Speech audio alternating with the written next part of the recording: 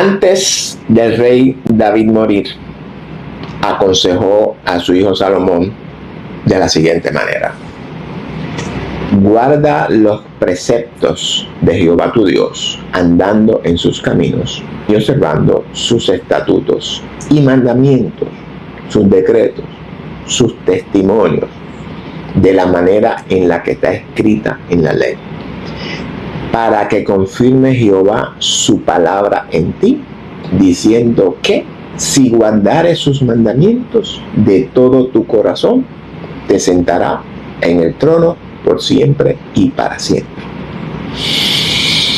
Ese fue el mandato de David a Salomón antes de morir. Ese es el consejo de un padre hacia su hijo amado. Y este es un principio bíblico de vida. Sobre este principio descansa el reino. Sobre ese mismo principio descansó Jesús. Teniendo esto claro, continuamos. Estaremos tomando como base la carta del apóstol Judas, siervo de Dios, en la cual nos hace un llamado, levanta una bandera roja, nos alerta para que por favor estemos muy pendientes acerca de los falsos maestros y de cómo identificar estas herejías y falsas enseñanzas que ya en el principio del siglo eran una realidad que enfrentaban las iglesias primitivas.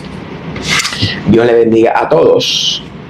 Bienvenidos a Biblia Estudio TV, tu instituto bíblico virtual. Soy, como siempre, Víctor Cáceres, quien cordialmente te saluda en el amor de Jesucristo.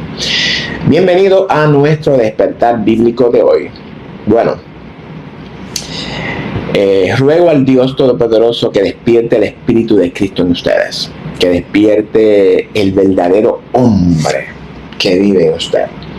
Antes de empezar, quiero que conozcamos un poquito acerca del autor de esta carta, a Judas. Aunque la escritura no nos revela mucha data acerca de Judas, simplemente pues se menciona en los evangelios como uno de los hermanos del Señor, el cual antes no creyó en él. Sin embargo, vemos que después de su resurrección, el Padre despertó su espíritu y le fue quitado el velo del ojo espiritual y pudo recibir la abundancia de la gracia y el don de la justicia de Dios por medio de Jesucristo. En su carta se identifica como el hermano de Jacobo, mejor conocido como Santiago. Algo interesante que nosotros como pueblo de Dios, entiéndase judíos y gentiles, debemos entender es que esta carta de Judas, la cual está dirigida a todos los que han sido llamados a los santificados en Dios, Padre, y guardados en Jesús, pudiera darnos a entender que está dirigida a la iglesia en general. Pero esa no es la intención de Judas, porque cuando entramos en análisis, los textos nos sugieren que va dirigida a los judíos. Entiéndanse, a los judíos convertidos a Cristo. Y esto se deduce porque toma de libros judíos escritos del tiempo del judaísmo del Segundo Templo y los usa como punto de referencia teológica para ilustrar a sus lectores judíos el mensaje que él les quiere transmitir. Y estos escritos los estudiaremos en el transcurso. Amén. Pero gracias a la misericordia de nuestro Padre, los famosos padres de la iglesia, entiéndase, los padres de la iglesia católica, no la iglesia ortodoxa judía, la de Jerusalén. Y hago énfasis en esto porque en este estudio también vamos a revelar las mentiras, falsedades y herejías que consideró el Concilio de Nicea para darle forma a nuestras Biblias que tenemos en nuestras manos. Doy gracias a Dios que esta carta, al igual que otras, fueron incluidas en el canon del Nuevo Testamento. Ahora bien, el mensaje de Judas fue con el propósito de advertir a la iglesia que vendrían oposiciones y surgirían maestros impíos con enseñanzas contradictorias a la verdad revelada en la Escritura, y nos advierte a contender ardientemente por nuestra doctrina. Contender significa luchar por la verdad, por la doctrina sana y santa que nos revela la palabra de Dios. Fíjense que el mensaje de Judas no tiene como objetivo que nos enfrentemos en disputas, ni en discusiones, ni en peleas. Amén. Sino que su llamado es con el objetivo de alertarnos, advertirnos, para que cuando nos enfrentemos con esas falsas enseñanzas podamos estar preparados para contender, o mejor dicho, para defender la sana doctrina. Ahora bien, esa defensa no tiene como objetivo ofender ni menospreciar, sino que nos llama a defender la verdad en una manera pacífica, con la Escritura. Y para que podamos estar preparados para defender la sana doctrina bíblica, la verdad revelada por Dios en su palabra, debemos de tener conocimiento de 3 conceptos fundamentales. El primero es el conocimiento de la palabra de Dios en su totalidad, tal como ha sido revelada, usando la metodología correcta, como la hermenéutica, la exégesis bíblica, analogía del texto, y sobre todo la herramienta más poderosa que tenemos. ¿Cuál es? El Espíritu de Dios, sin quitarle y sin añadirle algo. Y para esto, y para que esto sea una realidad en nuestra vida, debemos de tener el discernimiento y la sabiduría de Dios operando en nosotros. ¿Ven? El segundo concepto está ligado al primero. Debemos de conocer quién es el Dios que se revela en su Escritura. No el Dios que el hombre ha pensado, que ha entendido y que ha formado, sino el verdadero y único Dios que revela la Escritura, el Padre. ¿Ven? Y el tercer concepto, y este también está estrechamente ligado a los 2 primeros conceptos: conocer quién es el Hijo del Hombre revelado en la Escritura y la misión a la cual fue enviada por el Padre. Si nosotros, como líderes, maestros, pastores, teólogos, evangelistas y cualquier otro ministerio, queremos defender la verdad de Dios, debemos de conocer la verdad de Dios en su totalidad, por lo menos en el sentido general. Si nosotros queremos ser una iglesia victoriosa en todos los aspectos de nuestra vida, debemos de conocer estos 3 conceptos fundamentales. ¿Ven? Si yo quiero enseñar álgebra, debo de ser un experto en álgebra. Si yo quiero hablar de Dios Padre, debo de conocer al Dios Padre. Si yo quiero hablar del Hijo, debo de conocer al Hijo. Si yo quiero hablar del Evangelio, debo de conocer el Evangelio del Reino. No el Evangelio de los evangélicos, sino el Evangelio del Reino de Dios. Si yo quiero hablar de la salvación bíblica, debo de conocer la salvación bíblica. Y aclaro, no hablo del plan de salvación fatulo que nos han vendido, un plan de salvación elaborado con sabiduría humana, no con la sabiduría divina. Si queremos hablar de la ira de Dios, debemos de conocer la ira de Dios. Si queremos hablar del regreso de Cristo, debemos de conocer todo lo relacionado y lo que implica el regreso de Cristo. Y si yo quiero hablar de cualquier tema bíblico, debo de conocer ese tema bíblico. Amén. Estamos hablando de estar capacitados, facultados, discipulados y formados en el conocimiento de toda la Escritura, en el consejo de Dios para su pueblo. Y usted puede decir, hermano Cáceres, eso es difícil. Y tengo que decirle que sí es difícil, pero no es imposible. Si el Señor me ha ayudado a hacerlo, también le puede ayudar a usted. Con el mismo espíritu que fui bautizado y sellado, usted también ha sido bautizado y sellado con otro. La misma mente de Cristo en mí se supone que sea la misma en usted. No hay diferencia. Y cuando digo mente, me refiero a todos los pensamientos o el sistema de creencia de Dios en nosotros. Por tanto, las excusas no son válidas en el reino de Dios. ¿Amén?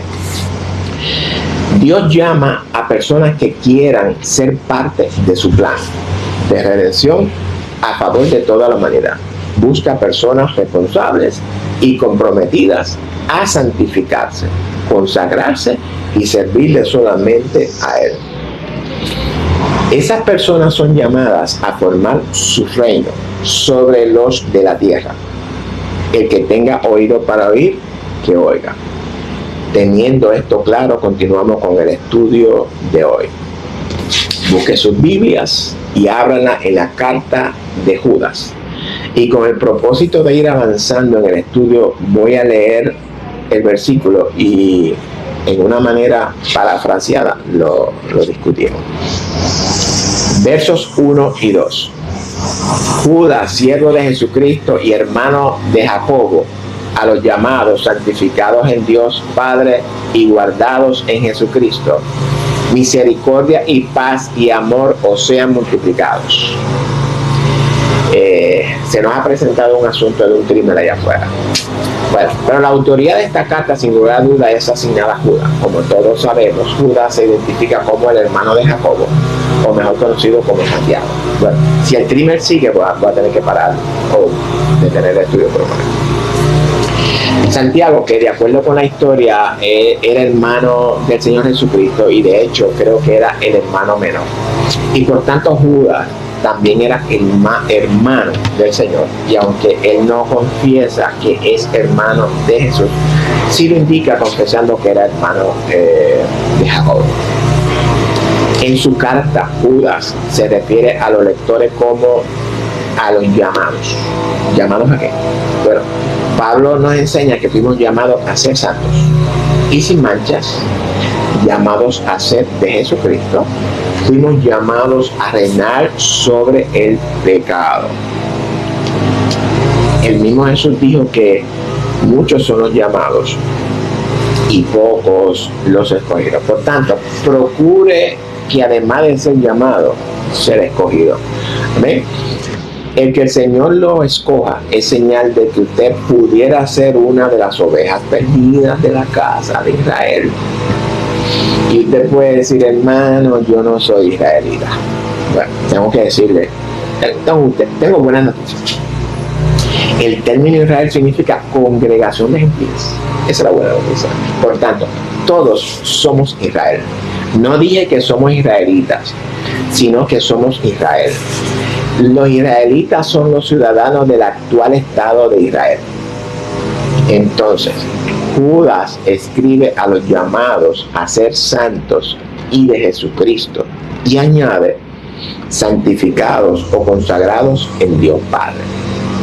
En otras palabras, que Dios es el que nos santifica. ¿Se ha preguntado usted alguna vez cómo Dios nos santifica? ¿Le han enseñado alguna vez eso a usted? Dios le dijo a su pueblo antiguo que Él era el que lo santificaba. Pero para que esa santificación fuera una realidad en su vida, había una señal muy importante para Dios, la cual ellos debían de manifestar en su estilo de vida. ¿Cuál es esa señal? Porque esa señal sigue vigente, no ha cambiado, no ha sido modificada, no ha sido alterada y mucho menos eliminada como muchos de nuestros líderes enseñan en nuestras congregaciones. Esa señal es el día de reposo. Sin esta señal en nuestra vida no podemos ser santificados por Dios. Y antes de que usted se ponga la mano en la cabeza y pegue un grito al cielo, permítame explicar. No corra hacia el precipicio, porque si no frena, puede caer en él. Estamos en las falsas enseñanzas. Y una de las falsas enseñanzas que estaban rondando en el primer siglo y ha seguido afectando a las congregaciones es precisamente esta falsa enseñanza, la cual voy a explicar en el transcurso de este estudio, no hoy. Pero tranquilo, no se impaciente ni cambies de canal. Todavía estamos en el saludo. Jehová dijo que seamos santos como Él es santo. La santidad de Jehová en nosotros está relacionada con el reino de Dios en nosotros. Esa santidad debemos de entenderla dentro del contexto de la consagración del sumo sacerdote Aarón y sus hijos. Consagrado significa que es escogido por Dios para cumplir en esa persona su propósito y su plan. Y para terminar, Judas dice que también somos guardados para Jesucristo. Aunque el verso dice en el griego es para. ¿Qué significa guardados para Jesucristo? Esta expresión de Judas subraya lo que Pablo dice en 2 de Tesalonicenses relacionado a nuestra glorificación con el nombre de Jesús y el nombre de Jesús en nosotros. ¿Amén? Entonces, la expresión guardados para Jesucristo nos sugiere la idea de nuestra glorificación actual hasta el día del alumbramiento. Primera de Pedro también nos dice que somos guardados por el poder de Dios mediante la fe para alcanzar la salvación que está preparada para ser manifestada en el tiempo postrero. Tanto Pablo como Pedro admonichan.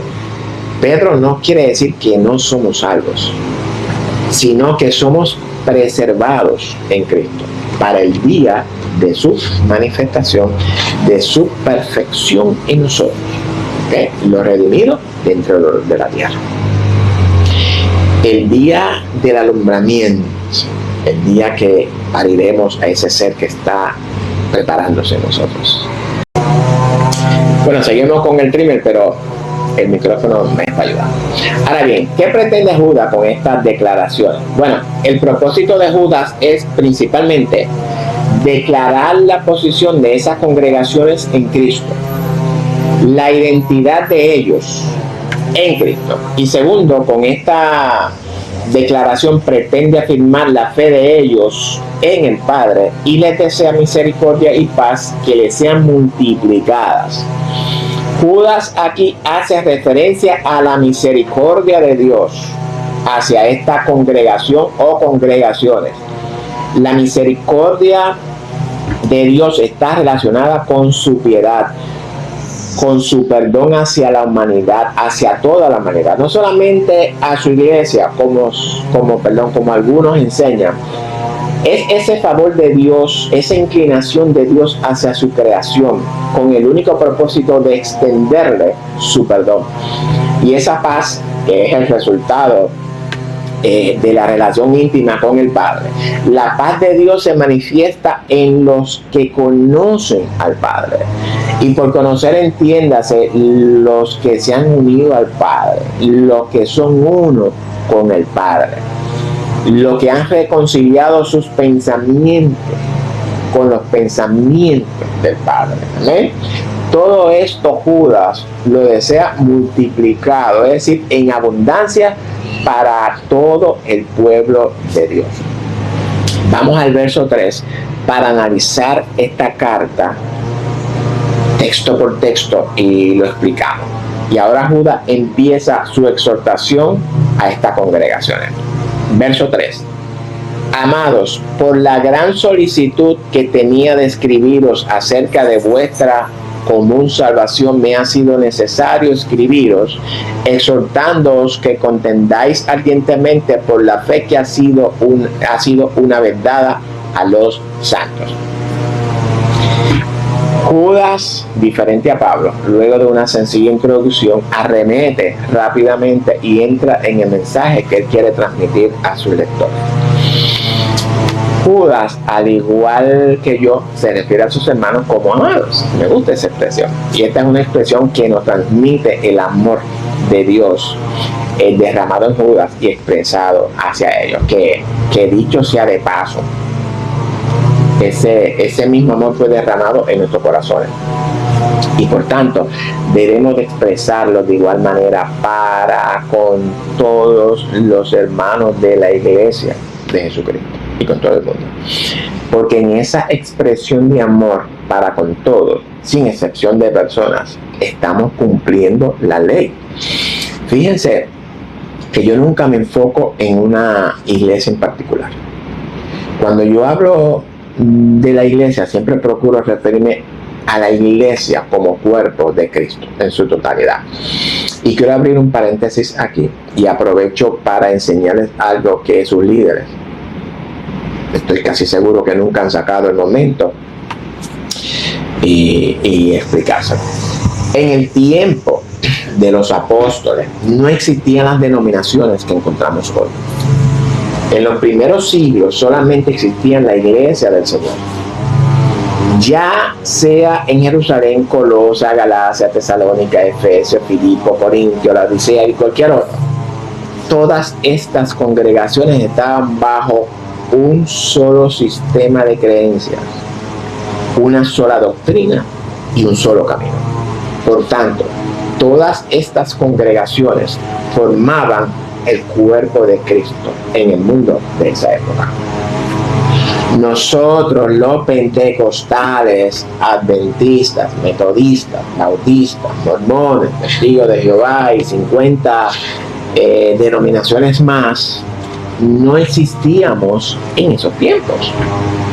Nuestras denominaciones o sectas, y aunque a muchos no les gusta que le llamen secta a su denominación, tuvo su aparición entre los siglos XVIII, XIX y XX. Por tanto, nosotros no descendemos de esas congregaciones originales. Ahora bien, nuestras denominaciones nacen de la Reforma Protestante. En otras palabras, nacemos de la madre. Somos hija de la ramera mayor y por tanto, imagínense lo que hemos venido a hacer. Estas denominaciones infectadas por la ramera mayor empezaron a tener enfrentamientos teológicos, los cuales la llevaron a una separación. Y cuando hay separación empiezan los problemas. Y de entrada estamos en desobediencia porque Jesús oró al Padre para que seamos uno, para que vivamos en unidad. Pero el hombre decidió separarse creyendo que su separación lo llevaría al conocimiento de la verdad. Pero la verdad no se encuentra en la separación. La verdad se encuentra en la unidad.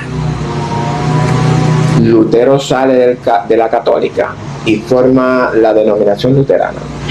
Calvino forma la iglesia calvinista. Wesley forma la metodista.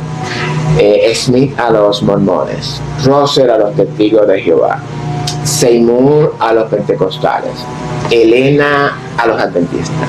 Y en fin, cada líder creó su propio sistema teológico basado en la escritura. Obviamente una mala interpretación. Y como resultado tenemos este berenjenal de congregaciones. Las malas interpretaciones del texto bíblico ha dado a luz un engendro que dicta muy lejos de la verdad. Todos estos sistemas teológicos, los cuales cada día más y más se van alejando de la verdad revelada. Es decir, que la unidad, y por unidad repito lo dicho anterior, significa ser uno con el Padre. Esa unidad, el pensamiento y el camino que unía las congregaciones originales fueron contaminadas. Primeramente con el paganismo, la idolatría, las tradiciones y todo tipo de contaminación, hasta que finalmente se pierde la esencia de la doctrina sana. Ahora bien, y no se moleste conmigo con lo que voy a decir, nosotros salimos de todas esas mezclas de paganismo, doctrinas erradas, falsas, dogmas, tradiciones, idolatrías, que si continúo no acabo. Todas hemos venido a ser sectas, nos guste o no, esa es la realidad.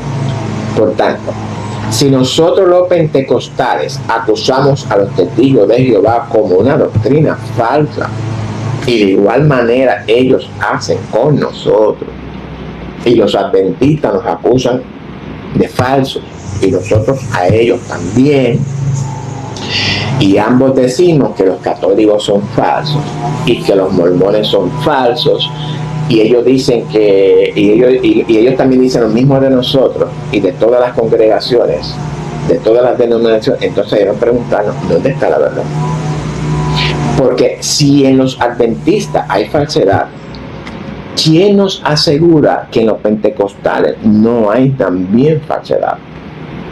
Si nosotros erramos en un punto teológico, ¿quién nos garantiza que otros puntos teológicos también estén mal? Pensemos en eso, amados. Y esta pregunta debemos de hacerla cada denominación. Todas las denominaciones o sectas que aparecieron en los siglos XVIII, XIX y XX, todas están contaminadas con falsas doctrinas. Unas más que otras, pero al final todas estamos contaminadas. La otra pregunta que debemos hacernos es, ¿qué va a hacer usted? ¿Qué vamos a hacer? ¿Seguiremos errando sin detenernos o redefiniremos nuestras teologías? Dios me ha enviado a enseñarle a un pueblo duro de cerviz y me ha dicho, enseña esta verdad, escuchen o no escuchen. Y yo estoy cumpliendo con ese llamado. Yo tengo la responsabilidad, de enseñar toda la verdad revelada. ¿Está usted, escucha usted o no escucha? Otra pregunta es, ¿qué pasará con esos creyentes que han muerto? ¿Qué va a pasar con los testigos de Jehová? ¿Con los mormones? ¿Con los católicos? ¿Con los adventistas? ¿Con los pentecostales? Bueno, la respuesta a estas preguntas se encuentran en la Escritura. Dios juzgará a cada hombre conforme a sus obras. Esa es la respuesta más sencilla según la Escritura.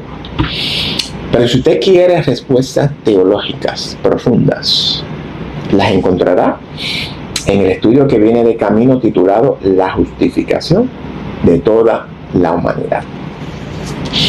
En este estudio aclararemos todas estas dudas. Mi exhortación a que nos olvidemos de lo que va a pasar con estas personas que han muerto, porque ellos están en la mano de Jehová y nada podemos hacer.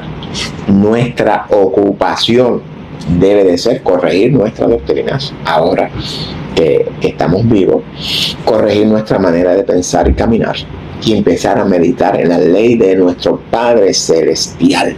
Punto. ¿Quieres la vida eterna?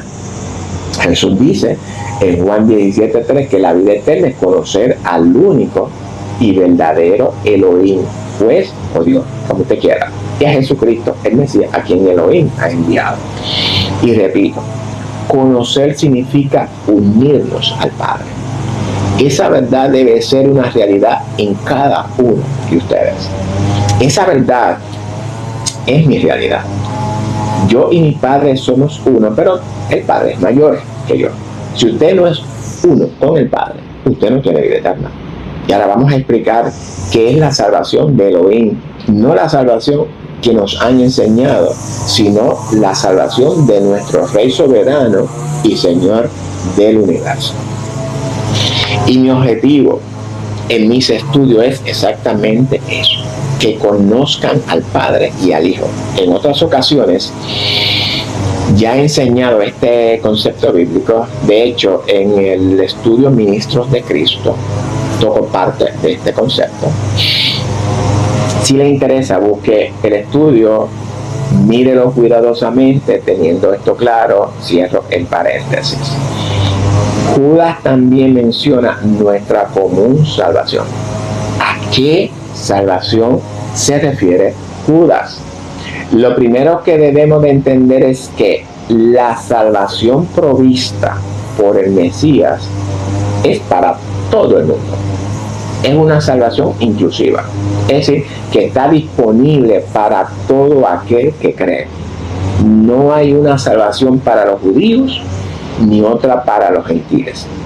No existe un pacto con los judíos y otro con los gentiles. Y vamos a empezar desenmascarando esta falsa enseñanza. El Padre es uno. La palabra del Padre es una. El pacto del Creador con la humanidad es uno también. El Señor no ha venido cambiando pactos durante la historia, sino que ha venido confirmando pactos durante la historia. Desde su pacto con Noé hasta su pacto con la iglesia. El Padre ha venido confirmando su pacto con las diferentes generaciones. Y ese pacto no cambia. Y aunque lo vemos en diferentes personajes y con diferentes términos y condiciones, pero la esencia del pacto es la misma. La salvación de muchos para reinar sobre la humanidad y la justificación para vida de toda la humanidad para ser reinada. Jehová no hizo un pacto para salvar al hombre y otro pacto para condenar al hombre. En Jehová no existe dualismo, no existe una guerra entre él y Satanás. Esa es otra falsa enseñanza. Jehová no tiene un pacto especial con la nación actual de Israel, ni con los israelíes actuales, ni un pacto especial con los gentiles. Jehová tiene un pacto con toda la humanidad, el cual es el mismo pacto que hizo con Noé y sus descendientes. Ese pacto abarca toda la humanidad. Ahora bien, que Dios haya escogido a un hombre, a Abraham, para establecer el pacto del reino, el cual sería establecido en la simiente de Abraham, es decir, en Cristo, el Mesías, y que por otro lado haya hecho un pacto con los hijos de Israel, la nación antigua de Israel, como modelo o tipo del mundo para corroborar o para certificar el pacto de Noé en representación de toda la humanidad, es otra cosa diferente. Jehová no cambia, sus pensamientos, sus palabras no cambian, sus acciones no cambian. En nuestro Padre no hay cambios, porque nuestro Padre es unidad. En el Padre no hay desequilibrio, incoherencia, dualidades. El Padre es uno y punto. Nosotros y el Padre somos uno, pero el Padre es mayor que nosotros. Pero de este tema debemos de hablar en otro estudio, ya que hay muchas malas interpretaciones y creencias acerca del pacto de Dios con Israel. Inclusive los mismos israelitas no lo han interpretado correctamente. Pero este es otro estudio, amén. Y no me estoy saliendo del contexto, estoy dentro del contexto de la común salvación, amén. Hay denominaciones, y usted sabe cuáles son, que han separado a los judíos y a los gentiles. Una iglesia judía y una iglesia gentil. No hay mayor disparate que eso. Porque el mismo Pablo revela que en Cristo, todos somos uno. En Cristo no hay judío, no hay gentil, no hay hembra, no hay varón. Una corriente de pensamiento errada que afirma que la iglesia ha sustituido a Israel. Aclaro, que ha sustituido al Israel antiguo, el del pacto antiguo. Es una falsa enseñanza, fuera del contexto totalmente.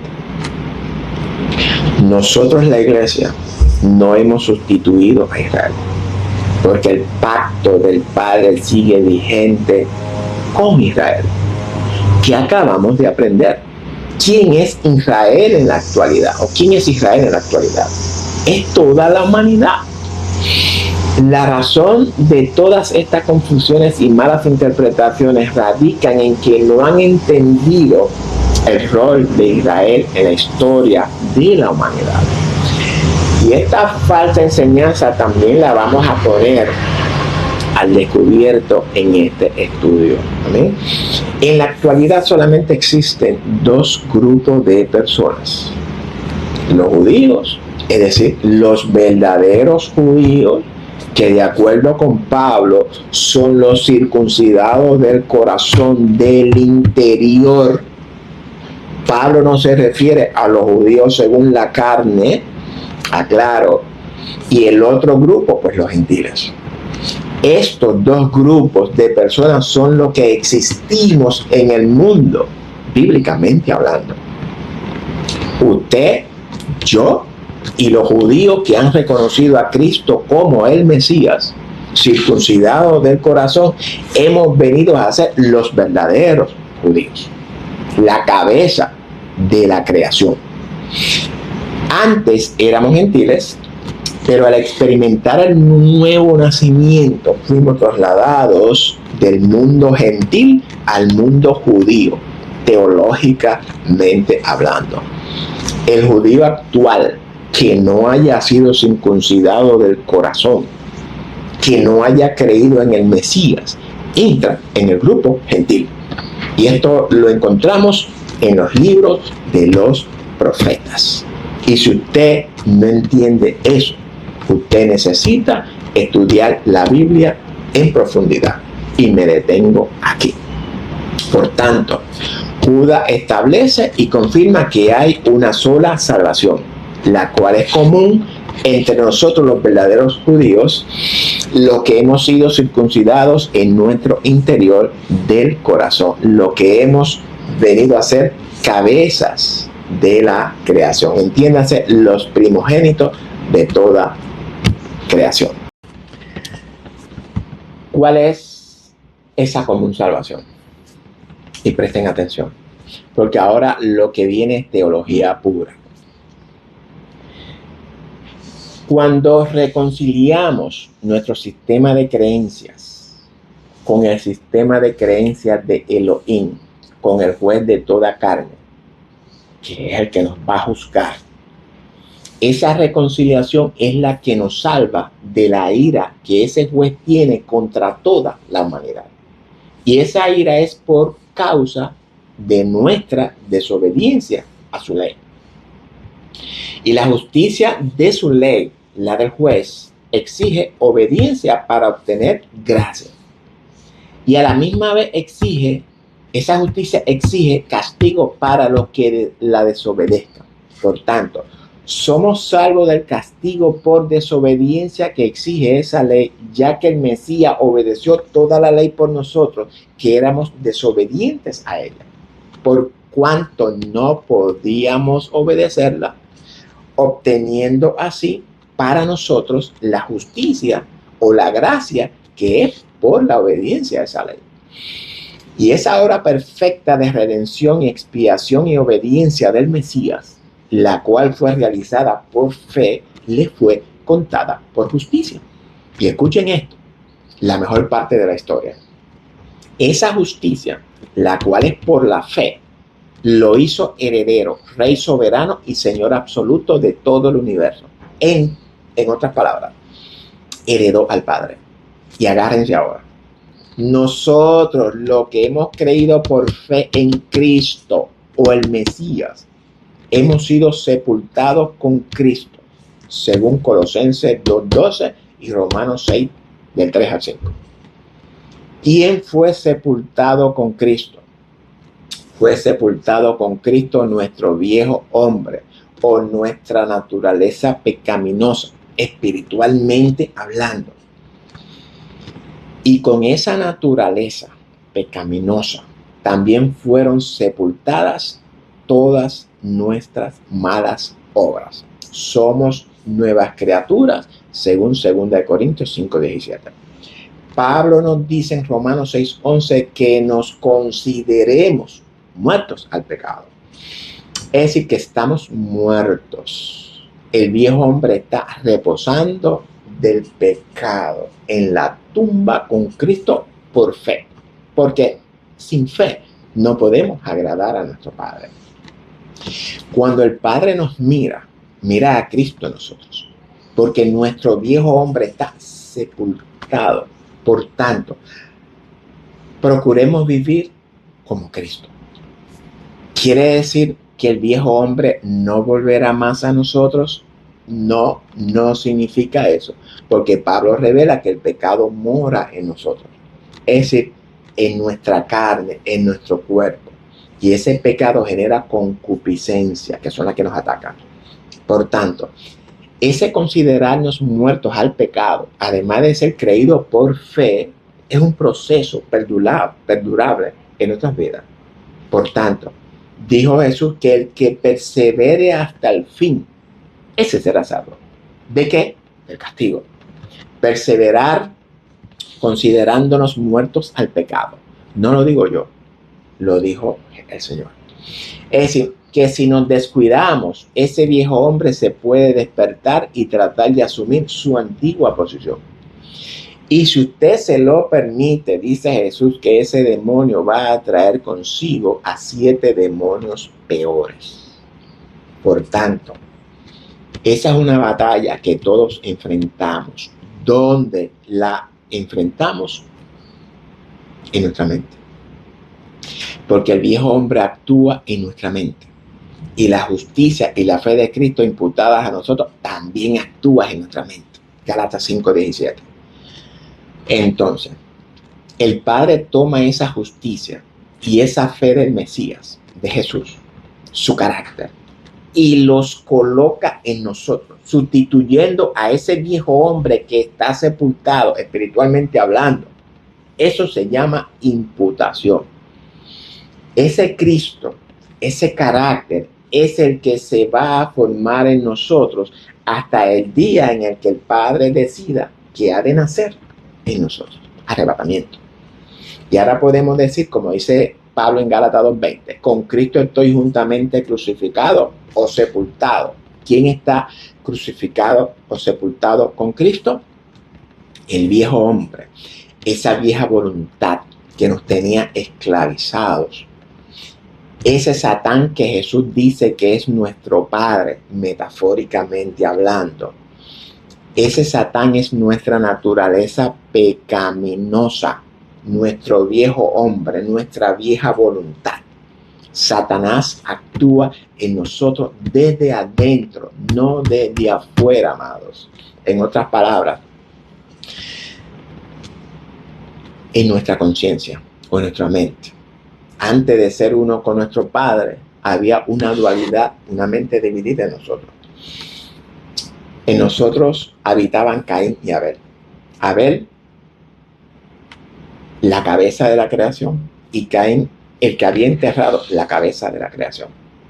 Es decir, que Caín había tomado el control en nosotros mientras Abel estaba bajo su dominio, estaba sepultado. Pero ahora los papeles son inversos. Ahora Abel, la cabeza de la creación, habita en nosotros. Y Caín, el viejo hombre, está sepultado o crucificado con Cristo. Abel ahora domina en nosotros y Caín está sepultado. Y si usted entendió esto que dije, pues lo felicito. Esto es teología pura, amados. Y dice Pablo, que ahora ya no vive ese viejo hombre en mí, sino que ahora vive Cristo, la justicia y la fe de Cristo imputada en mí. Y esa justicia la vivo por la fe en aquel que me amó y se entregó por mí. Es decir, que el Padre nos coloca en el linaje eterno del Hijo. Y ahora hemos venido a ser hechura suya en Cristo. ¿Con qué propósito? Para que vivamos conforme a las buenas obras que el Padre ha creado de antemano. ¿Cuáles obras? Todas las obras que el Mesías realizó son las mismas que Dios preparó de antemano para que, igual que el Mesías, nosotros vivamos en ellas, según Efesios 2:10. Por tanto, todo lo que Jesús heredó, entiéndase, al mismo Padre, que es en realidad el reino en nosotros, su señorío, su autoridad, su dominio, su principado, sobre todo nombre o aptitudes, sobre todo lo que existe, ya sea visible o invisible. Todo eso fue imputado a nosotros que somos su cuerpo, según Efesios 1 del 20 al 23. Efesios, junta con Romanos y Colosenses, son las cartas teológicas que más nos revelan lo que Jesús dijo en Mateo 13:35, que Él declararía cosas escondidas desde la fundación del mundo. Y Proverbio 25:2 nos dice que gloria de Dios es encubrir un asunto, pero es honra del rey escudriñarlo. Por tanto, es nuestra responsabilidad de codificar todos estos asuntos que están ocultos en la Escritura. Si usted lo quiere creer, créalo. Si no lo quiere creer, se lo pierde. Yo entiendo que toda esta revelación es difícil de asimilar, pero amados, eso es lo que la Escritura revela. Esto es lo mismo que Pablo nos revela en Efesios 1 y 2. Escudriñe esos textos junto con Colosenses y todas sus otras cartas. Escudriñe el Pentateuco, escudriñe el Tanaj, escudriñe los Salmos, los Proverbios y todos los profetas. Toda la Escritura antigua revela el testimonio de Jesús. Jesús le dijo a sus discípulos: no se dejen engañar.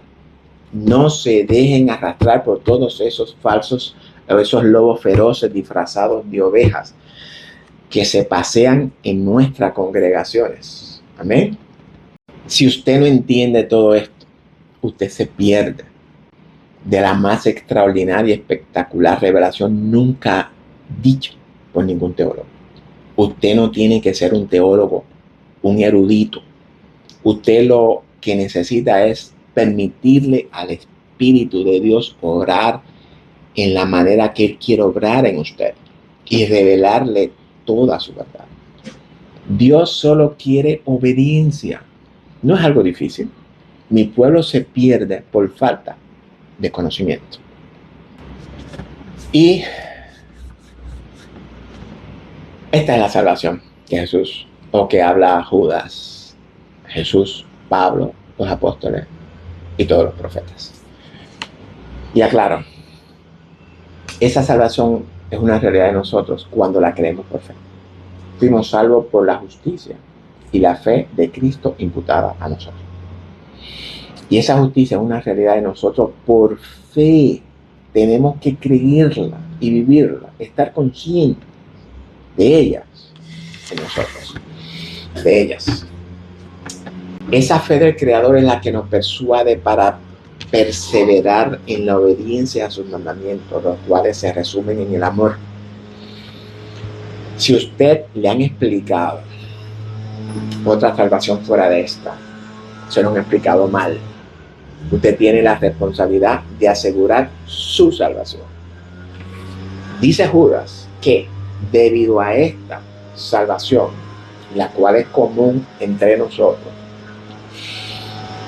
le ha sido necesario escribir exhortándonos que contendamos ardientemente por la fe que una vez nos ha sido dada a nosotros los santos. Es decir, que la salvación es importante para Judas y por medio de esta carta le expresa su preocupación por la salvación a ellos y por la de nosotros también. Judas dice que le ha sido necesario escribir. No se sabe dónde estaban estas congregaciones ubicadas. Y el hecho de que Judas tenga que escribirles indica que no eran del mismo barrio, no estaban aquí vecinos. Y aunque aquí no se revela el mensajero, como en algunas cartas de Pablo, pero entendemos que la carta no llegó vía UPS, ¿okay? Ni FedEx. En otras palabras, que Judas vio un peligro que amenazaba la salvación de los creyentes. Y ese mismo peligro es el que anda suelto allá afuera. Necesitamos la sabiduría y el discernimiento del Creador. Una salvación que estaba fundamentada en la fe. Una fe salvadora. Y le exhorta a contender ardientemente por esa fe que le fue dada. Cuando le fue dada, en el momento que creímos o que ellos creyeron. La fe y la justicia de Cristo fueron imputadas en usted y en mí. Esa es la fe que nos salva. Y Judas nos exhorta a contender ardientemente contra toda falsa enseñanza que de alguna manera nos desvíe de esa fe. Porque en el momento en el que nos desviamos de esa fe, nos desviamos de la obediencia a la ley. Eso fue lo que pasó con los líderes judíos.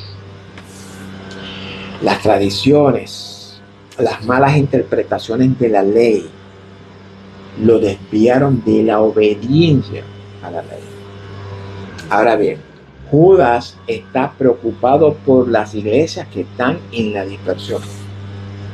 Cuando uso el término iglesias, me refiero a las congregaciones que hay en diferentes sitios, las cuales forman la única iglesia del Señor.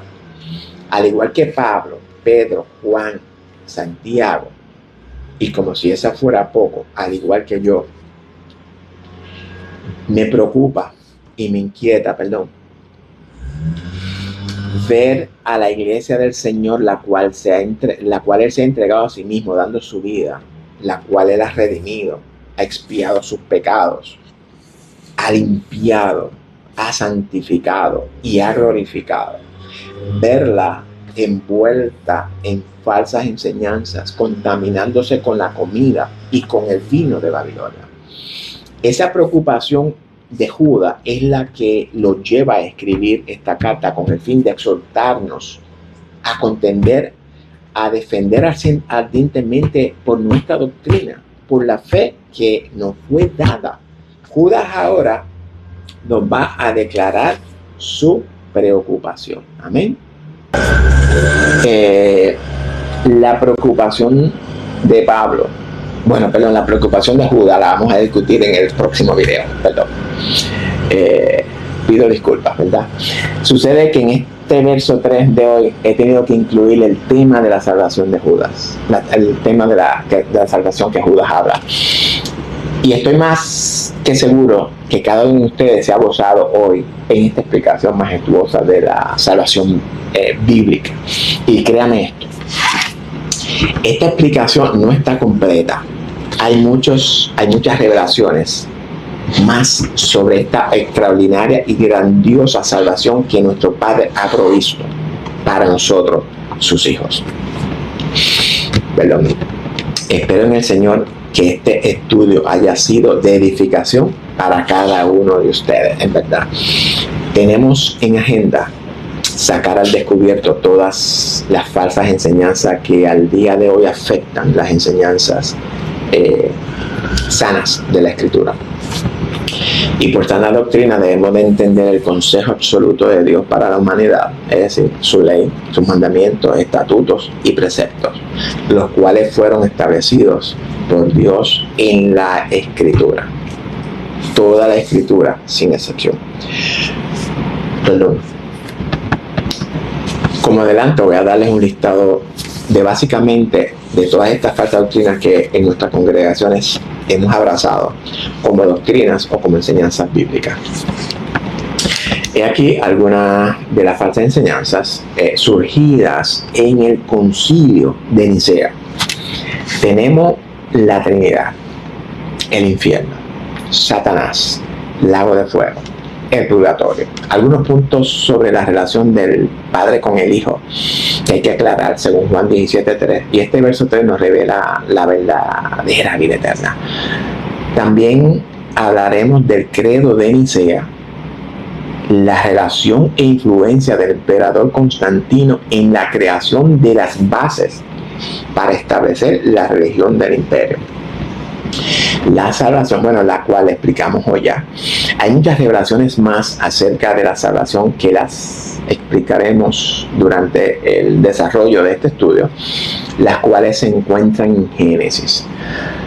Y también discutiremos sobre ciertas fiestas que en nuestras congregaciones son muy bienvenidas. Fiestas de origen pagano. Fiestas que se originan en la madre de las rameras. Y esa madre ha estado conquistando a sus hijas para que regresen a ella. Y Dios nos dice, salgan de Babilonia. En la actualidad estamos viviendo bajo la esclavitud de Babilonia, Medo-Persa, Grecia y Roma. Todos estos imperios están consolidados en un solo imperio. La Biblia lo identifica como Babilonia, que es la cabeza de todos estos imperios. Pero de estos imperios hablamos más adelante.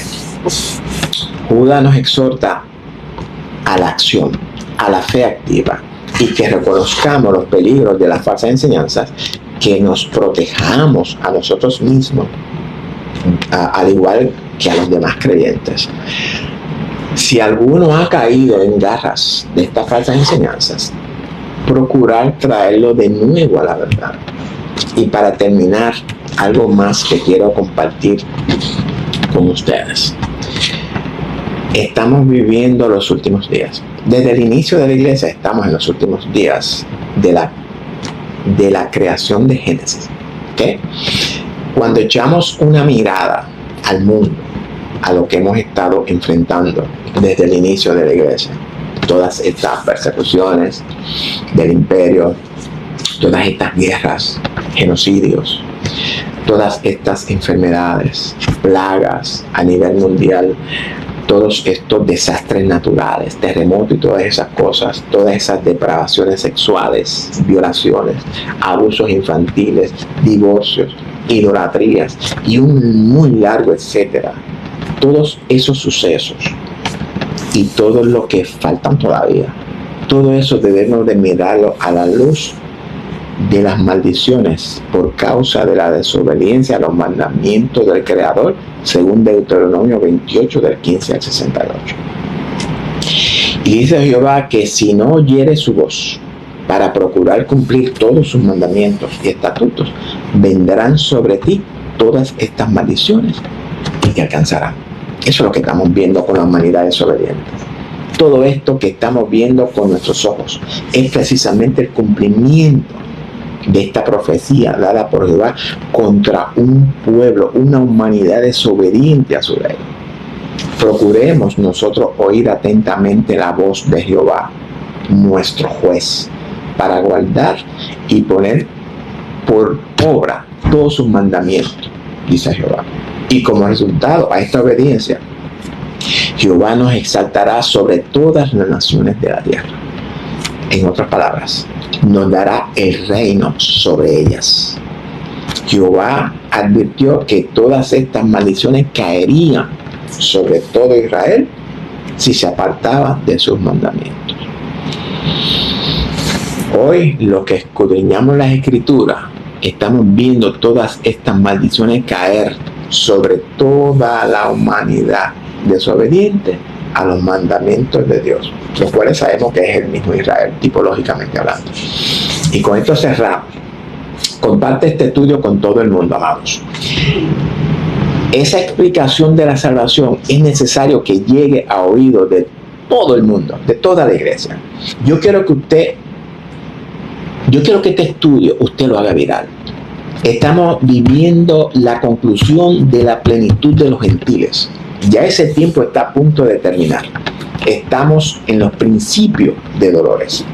Luego vienen las contracciones. y luego romper fuente y daremos a luz a ese hijo que estamos desarrollando en nosotros. Amén. Pero de esto hablamos durante el estudio. Por tanto, no se puede perder ninguno de ellos. Suscríbase a nuestro canal en YouTube, apriete la campanita y recibirá notificación de cada video que subamos. Síganos por Facebook, Telegram, Rumble y la X. Si este video ha sido de bendición a su vida, pues regálanos un me gusta, un like. Y esos me gusta pues nos ayudan a continuar produciendo contenido educativo para la bendición del pueblo del Señor. Será hasta la próxima, o hasta el próximo episodio, ¿verdad? De nuestro despertar bíblico. Así que Dios me lo bendiga a todos. Los amo en el amor de Jesucristo.